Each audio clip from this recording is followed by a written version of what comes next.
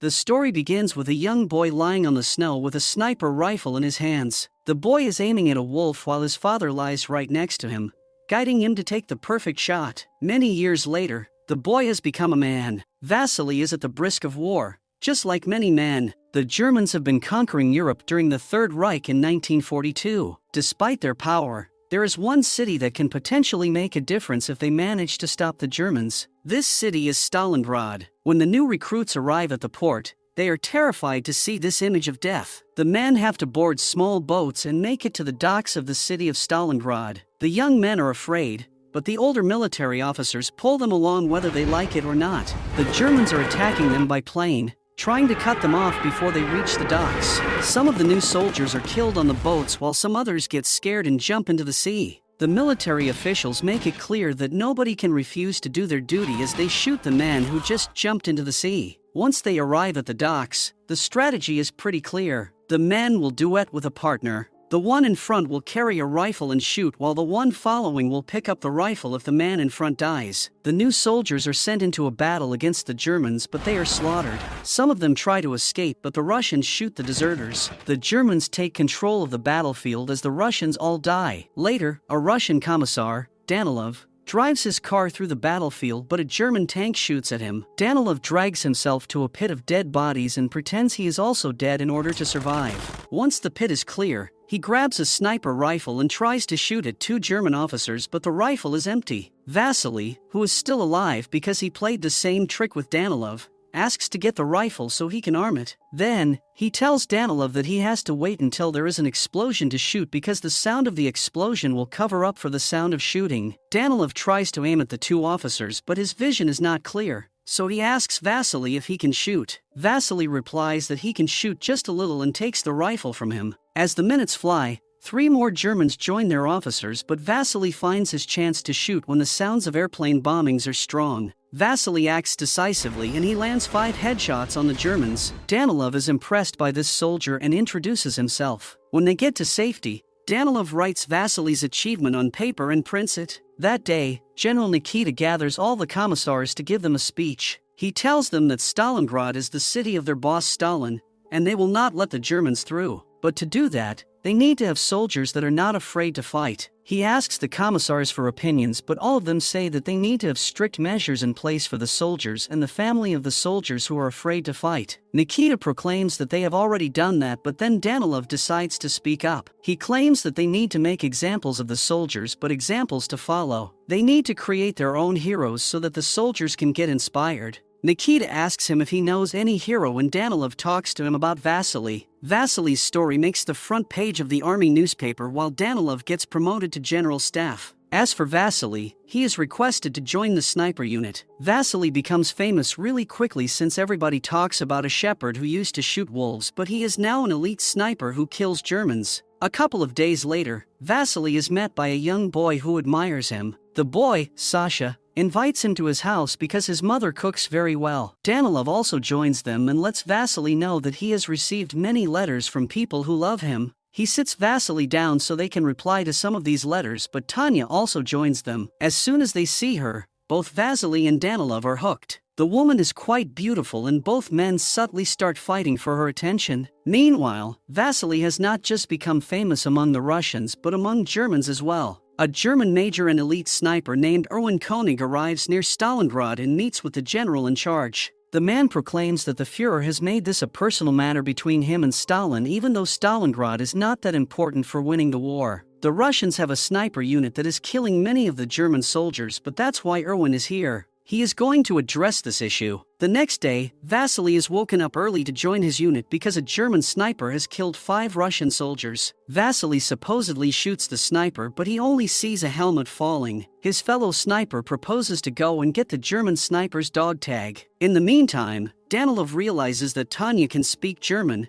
so he asks her to go to work at the headquarters where she can be more useful. Back on the battlefield, Vasily and Ludmila proceed to find the German sniper, but they realize they have fallen into a trap. Vasily finds a cigarette, so he deduces that the sniper is still here. Vasily tells Ludmila to stay put, but she gets scared when some German planes approach to bomb the area. Ludmila starts running in order to get out of the building, but Erwin sees her and kills her. After this incident, Erwin pays Sasha to clean his shoes and asks him to translate what the army newspaper is saying about Vasily. Not only that, but the boy also reveals that he knows Vasily. Later, Vasily meets with Danilov and talks to him about how sad he feels. He believes he is the reason his fellow snipers died. Danilov consoles him, saying that it was not his fault. The German sniper knows everything about Vasily, and that is why he seems to be one step ahead of him. Then, Danilov introduces Vasily to a man named Kulikov, who has been Erwin's pupil in the past. Because of this, Kulikov will go everywhere with Vasily. He knows how the German sniper behaves. The next morning, Kulikov is ready to get to work. As they roam around the city,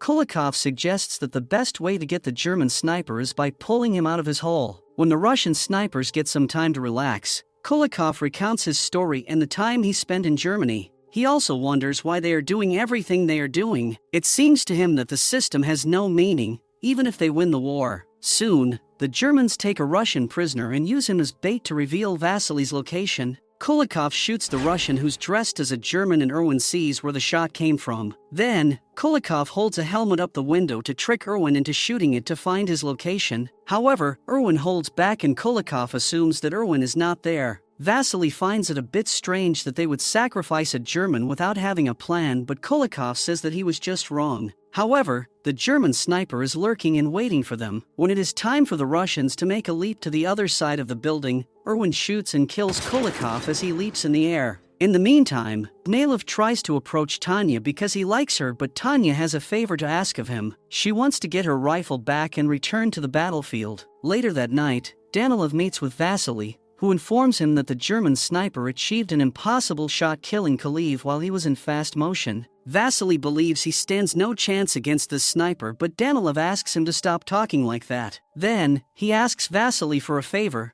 to talk to Tanya and convince her not to get back on the battlefield. Vasily has a talk with her, but Tanya explains why she changed her mind. One day earlier, some citizens from Stalingrad got rounded up by the Germans. They put the citizens on a train and took them to a river, where they killed all of them. Her parents were among those citizens. Tanya is angry. She can't sit aside and listen to German communications anymore. She wants to kill some of the enemies. The next day, a battle takes place in a big tractor factory. Vasily and another sniper follow their usual daily route, but today the German sniper is waiting for them. The Russian sniper is injured while Vasily manages to take cover after a small iron object. The bad news is that he lost his rifle and he needs to get it some way. Vasily instructs the other sniper to leave because he has enough cover to do so. The German sniper aims at Vasily. He has the prey cornered. Vasily uses a small knife and a thin rope to create a hook and tries to fish his rifle. After a few tries, he manages to get the hook to the rifle, but Erwin is so good that he shoots the thin rope and cuts it. Then, an airstrike takes place and several glasses are broken around the factory. A piece of glass lands near Vasily and Erwin is now able to see the reflection of Vasily's head. Soon, Tanya appears to help Vasily and she is ready for action. Nevertheless, Vasily knows that Erwin is dangerous and he takes things slowly, prompting Tanya to stay under cover at all times. Vasily also uses the reflection from the mirrors to spot where the German sniper is hiding. After explaining to Tanya where the German is hiding, he asks her to get a large piece of glass and turn it toward the sun. This way, Tanya uses the reflection from the sunlight to blind Erwin for a few moments. A few seconds are enough for Vasily to grab his rifle and shoot the German sniper. Erwin's hand is hurt and he decides to leave the factory. Erwin proceeds to see Sasha, asking him more questions about Vasily, such as if he went to school or if he knew his parents. The boy gives him an important piece of information, that Vasily likes a woman from Stalingrad and he wants to marry her once the war is over. Erwin asks the boy why he is helping the Germans and the boy replies that he believes the Germans are going to win the war. Erwin has started suspecting that something is off with the boy, but what could that be? That night, Vasily spends some time with Tanya. Their comrades are drinking and partying,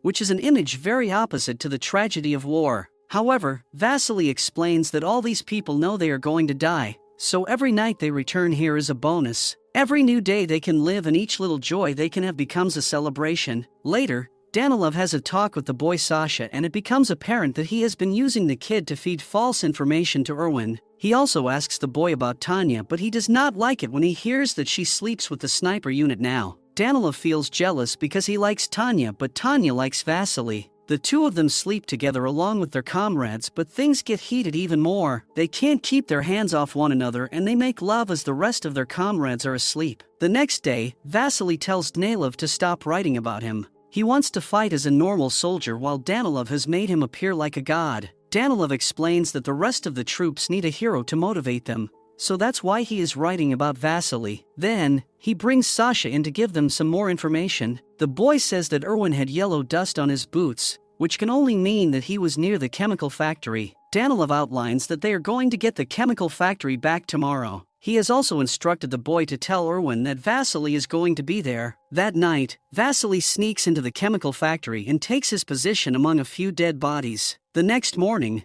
the Russians attack the factory and a battle takes place. When the battle is over, Erwin spots a rifle ready for action, but a German soldier is looting the dead bodies and turns Vasily's body over before Erwin can shoot at him. The German general calls Erwin to tell him that he is going back to Berlin because Vasily is finally dead. Erwin doubts that, but the general is certain about Vasily's death. The general also gets Erwin's dog tags to prevent Russian propaganda in case Erwin dies. His death would give them a high morale. Later, Erwin meets with the boy, who is sad due to Vasily's death. Erwin tells the boy that he is not dead. The Germans are lying. Then, he tells the boy about a spot where he will be waiting for Vasily to appear. Indeed, Vasily gets back home at night, alive and kicking. Sasha tells him about the info Erwin gave him and Vasily jumps back to action. The problem is that everyone follows Vasily. Sasha has followed him and Erwin sees him, realizing that the boy has been playing him. Tanya follows him and they kiss while Danilov is behind them and sees them. Danilov gets back to the headquarters and publishes a paper saying that Vasily refused to do his duty while he also speaks poorly of communism. Danilov wants to avenge him for winning Tanya over him.